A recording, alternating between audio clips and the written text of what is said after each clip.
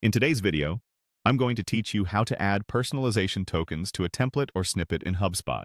We'll build a simple email template from scratch and drop in a first name token with a fallback, so your message always sounds personal and polished.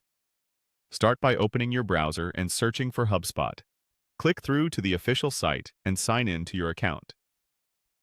If your account uses two-factor authentication, complete that step so you land on your main dashboard. Once you're in, move your mouse to the left sidebar and open the CRM area. From there, look for Message Templates.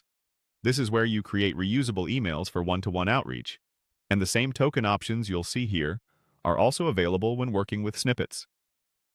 Click New Template and choose From Scratch. Starting fresh makes it easy to see exactly where each token goes. Give your template a clear, memorable name so your team can find it later. Something like follow-up inquiry works well. Next, add a subject line. Keep it concise and informative. If you plan to personalize your subject later, know that the same token menu is available there too. Now write the body of your message the way you normally would. For example, begin with a friendly greeting and a line like, "I wanted to follow up with you regarding your inquiry."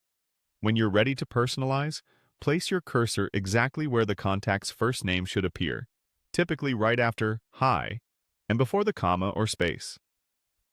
Precision here helps your greeting read naturally. Click Insert, then choose Personalization Tokens. In the Token panel, select the type as Contact, because you want information stored on the contact record. From the list of properties, choose First Name. Before you insert it, add a fallback value, something professional that fits any context, like "their" or "customer." The fallback appears only when HubSpot doesn't have a first name for that contact, ensuring your email never shows a blank token. Click Insert to drop the token into your message. Give the line a quick read to confirm spacing and punctuation. Look right. "Hi, first name" should read smoothly with your fallback as well.